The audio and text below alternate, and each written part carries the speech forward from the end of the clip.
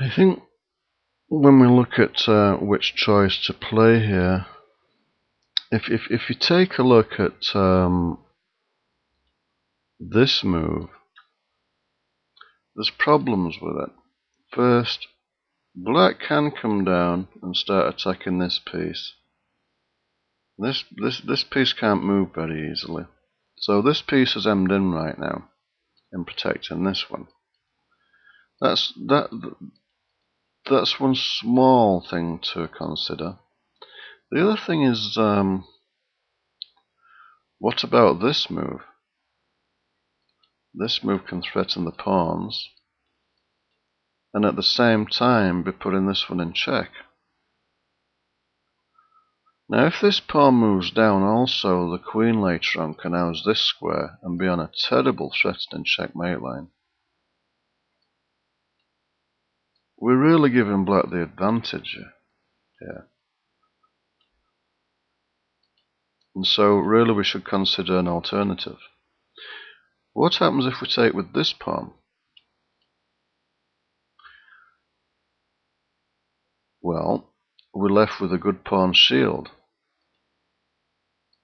We'll have a pawn shield where black can no longer launch an attack down here with the black-white squared bishop, or with black's black squared bishop. We block the path off, and yet we still remain with some tension over here.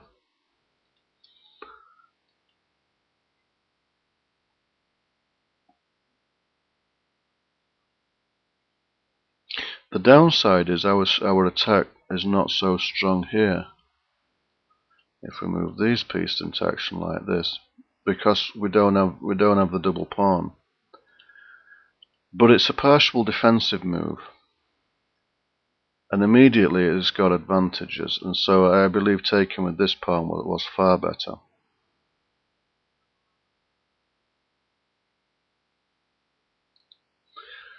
I think the next move, white didn't see this move. Knight e4. The thing we didn't see is this pawn here. It was under threat. And so black is defending with two pieces. Alright, two pieces, and giving away a piece there virtually. But having compensation with the G5 pawn.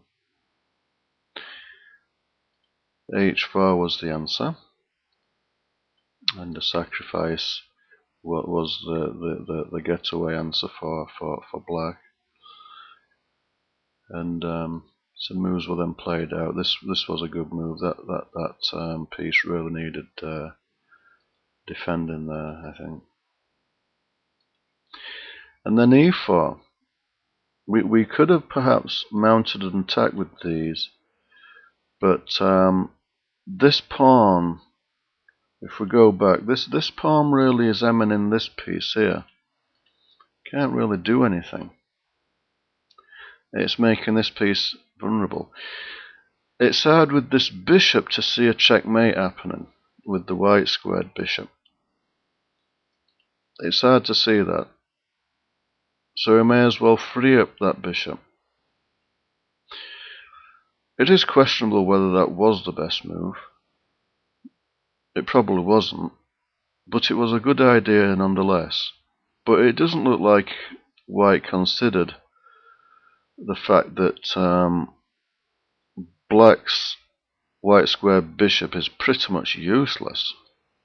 And so why trade off bishops here? You know, black could have made much better use of its black squared bishop later on, surely. But instead the idea was posed and a sacrifice was made, and a doubling of the rooks was considered, and a new attack was devised. Now, which pawn to go forward with was the question posed on this next one. I want you to pause the thing now and check that out.